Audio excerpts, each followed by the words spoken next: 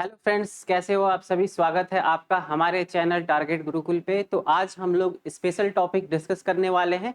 Basically हम लोग DDU entrance exam के बारे में बात करने वाले हैं कि कौन से लोग उसमें एलिजिबल है और उसकी क्या क्राइटेरिया है, सिलेबस क्या है, एग्जाम पैटर्न क्या है, हर एक चीज अच्छे से डिस्कस करने वाले हैं।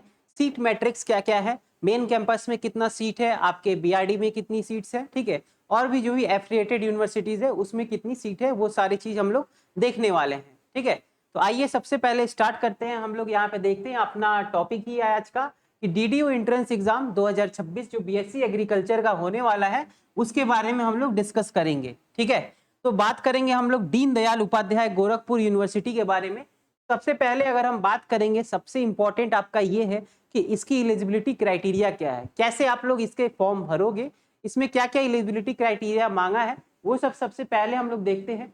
सबसे पहले यहाँ पे देखिए कि आपका जो 12th है, अगर साइंस से अगर आपका है पीसीएम से, यानी कि फिजिक्स केमिस्ट्री और मैथ से किए हो, या फिर आपका 12th का जो साइंस है पीसीबी से है, यानी कि बायोलॉजी से किए हो, फिजिक्स केमिस्ट्री और बायोलॉजी से, या फिर आपका जो 12th है वो एग्रीकल्चर से है, इंटर एग्रीकल्चर से है, तो इससे इसमें आप क्या हो, एलिजिबल हो, यानी कि उसके लिए आप क्या हो, पात्र हो। ठीक है, एकदम हर एक चीज क्लियर वे में समझना। ठीक है, इसमें आप लोग देख लेना। और इसमें क्या है कि इसमें open to all India and international candidates, यानी कि ये जो आपका फॉर्म है ऑल इंडिया के लिए एलिजिबल है। ठीक है, इंडिया के कोई भी रीजन से हो आप लोग ये फॉर्म भर सकते हो। ठीक है, आउट ऑफ इंडिया के भी लोग भरते हैं, बांग्लादेश नेपाल की साइड से। अभी रिसेंटली अभी हम बात बता रहे हैं आपको इधर का, आपका जो अभी यूनिवर्सिटी में कैंपस में अभी जो फॉर्म फिल हुई है, तो आपका नेपाल से भी आपका फॉर्म आता है इसमें और बांग्लादेश से भी आता है।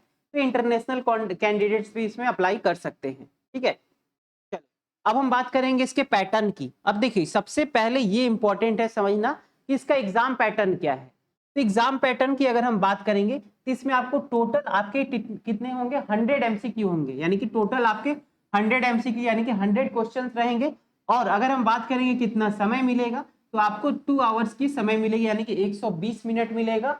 100 क्वेश्चन रहेगा, 120 मिनट रहेगा आपके पास। और आपका एक क्वेश्चन जो रहेगा, 1 क्वेश्चन 2 मार्क्स के रहेंगे, 2 मार्क्स का। ठीक है, तो 2 मार्क्स का रहेगा 100 क्वेश्चन, तो 200 नंबर हो गया टोटल। ठीक है, यानी कि टोटल जो अंक होगा आपका 200 नंबर का रहेगा। और इसमें कोई निगेटिव मार्क्स नहीं होंगे, ध्यान दो, यहां से कोई भी निगेटिव मार्क्स नहीं होगा, यानी कि आपको पूरा रंग के आ जाना है। ठीक है, आए ना आए कोई बात नहीं है, आए तो बहुत ही अच्छी बात है। ठीक है, नहीं आ रहा है फिर भी आप लोग करके आना, क्योंकि इसमें क्या है, निगेटिव मार्किंग नहीं है।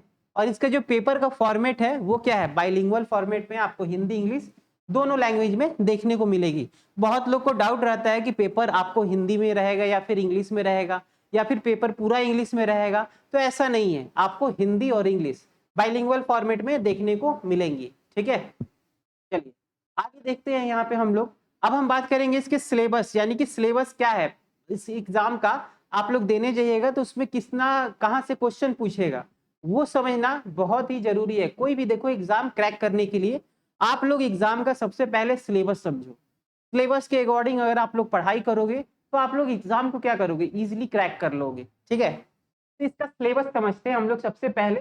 तो बात करेंगे हम लोग यहाँ पे सस्य विज्ञान, जिसको हम लोग एग्रोनॉमी बोलते हैं। तो इससे आपको कितना क्वेश्चन आएगा, 30 क्वेश्चन आएगा। ठीक है, टोटल तो हम लोग को पता है कि कितना आएगा, टोटल आपका 100 क्वेश्चन रहेगा। ठीक है, अब 100 क्वेश्चन में आपका जो 30 क्वेश्चन रहेगा वो रहेगा एग्रोनॉमी से। ठीक है, और आपका जो 20 क्वेश्चन रहेगा एनिमल हस्बेंड्री से, कितना रहेगा, 20 क्वेश्चन। ठीक है, यानी कि ये दोनों मिला के आपका कितना हुआ, 50 नंबर हुआ। सोचो अगर ये दो सब्जेक्ट तुम अच्छे से पढ़ ले रहे हो, 50% आप लोग एग्जाम यहीं पे निकाल लोगे। ठीक है, तो एग्जाम में जो स्कोरिंग जो सब्जेक्ट है आपका यही दो है एकदम। ठीक है, बाकी सब तो माइनर है, अब देख लो उसमें भी कौन कौन सा है। उसके बाद आपका इंजीनियरिंग आता है, जो कि आपका 10 आपका क्वेश्चन इससे रहेगा। बोटनी से आपका 10 क्वेश्चन आता है, जूलॉजी से आपका 10 क्वेश्चन आता है। तो जो बायोलॉजी जो पीसीबी वाले हैं वो ज्यादा स्मार्ट ना बने। ठीक है, आप लोग को एग्रोनॉमी और एनिमल हस्बेंड्री पे ज्यादा ध्यान देना होगा। केवल आप लोग जूलॉजी बॉटनी पढ़ के कुछ नहीं होगा। ठीक है, 10 क्वेश्चन उससे आएगा, उससे ज्यादा नहीं होगा। ठीक है, फिर हम बात करेंगे इकोनॉमिक्स से। तो इकोनॉमिक्स से क्या होता है कि इकोनॉमिक्स में अगर हम बात करेंगे, इससे भी आपका 10 क्वेश्चन है। केमिस्ट्री है, केमिस्ट्री से भी कितना है, 10 क्वेश्चन है। अब ये सबको काउंट करोगे तो आपका 100 क्वेश्चन हो जाएगा। ठीक है, ये आपका वेटेज परसेंटेज है कि आपका 30% जो है एग्रोनॉमी से है, 20 आपका परसेंट एनिमल हस्बेंड्री से, और बाकी जो माइनर सब्जेक्ट है वो सब सारे हैं। तो वेटेज आपको क्लियर हो गया कि सब्जेक्ट का जो वेटेज है वो क्या है। ठीक है, अब आगे देखते हैं हम लोग, ये स्ट्रैटेजी देखते हैं कि कैसे निकालेंगे। ये समझना सबसे ज्यादा जरूरी होता है कि एग्जाम को क्रैक करना, कैसे क्रैक करना है, उसकी स्ट्रैटेजी क्या है। अब देखो आपका एग्जाम है, 1 मंथ बाद एग्जाम है। ठीक है, आज आपका डेट क्या है, 25 तारीख है। ठीक है, अगले 25 को, ठीक है, आपका एग्जाम होने वाला है 25 के बाद। ठीक है, डेट भी आपका एक्सटेंड, आज आपका फॉर्म फिलिंग का लास्ट डेट है, तो आप लोग फॉर्म भर भी सकते हो, लेकिन अभी क्या है कि डेट एक्सटेंड होगा फॉर्म फिलिंग का। ठीक है, मैं अंदर का बात बता रहा हूँ, इसीलिए मुझे पता है कि डेट इसका अभी बढ़ने वाला है। ठीक है, चलो आओ यहाँ पे हम लोग देखते हैं कि इसकी स्ट्रैटेजी क्या है। तो यहाँ पे आपका जो 50% जो एग्जाम है ना, वो आपका केवल और केवल एग्रोनॉमी और एनिमल हस्बेंड्री पे है।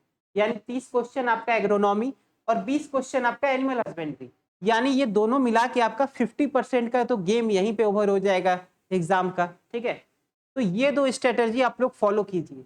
जो आपके जो पीसीएम और पीसीबी जो सब्जेक्ट जो पढ़े हैं आपके मैथ्स बायोलॉजी के जो स्टूडेंट है, वो यही गलती करते हैं। वो केवल क्या करते हैं, बायो पढ़ेंगे, जियोलॉजी पढ़ेंगे, वो नहीं पढ़ना। आप लोग को एग्रोनॉमी और एनिमल हस्बेंड्री पढ़ना बहुत जरूरी है। ठीक है, उसके लिए आप मेरे बैच में ज्वाइन हो सकते हो। मेरा बैच है, उसमें आप संघर्ष बैच में कल से स्टार्ट होने वाला है। उसमें आप लोग को टेस्ट सीरीज कराई जाएगी, डेली एमसीक्यू प्रैक्टिस कराई जाएगी। ठीक है, तो उस पर आप लोग जुड़िए।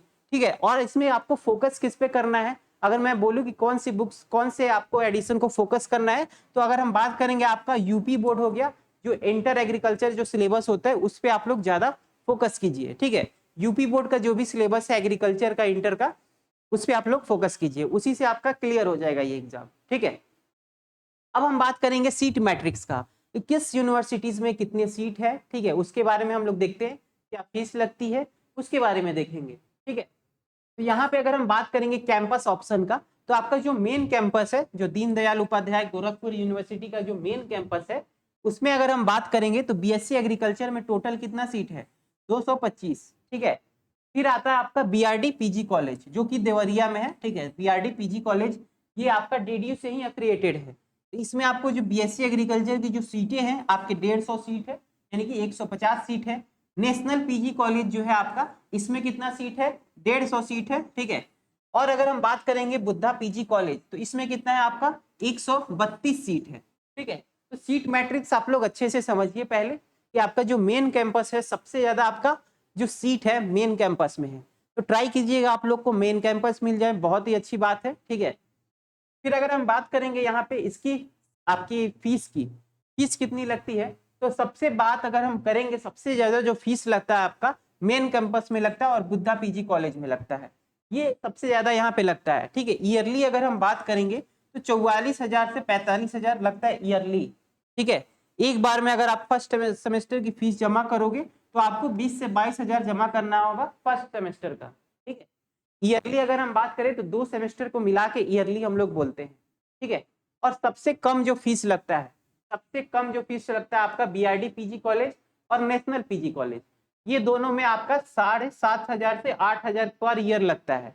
यानी कि एक सेमेस्टर की बात करें तो आपको 4,000 फीस जमा करना होगा। ठीक है, समझ में आई बात, सबसे कम फीस ये है।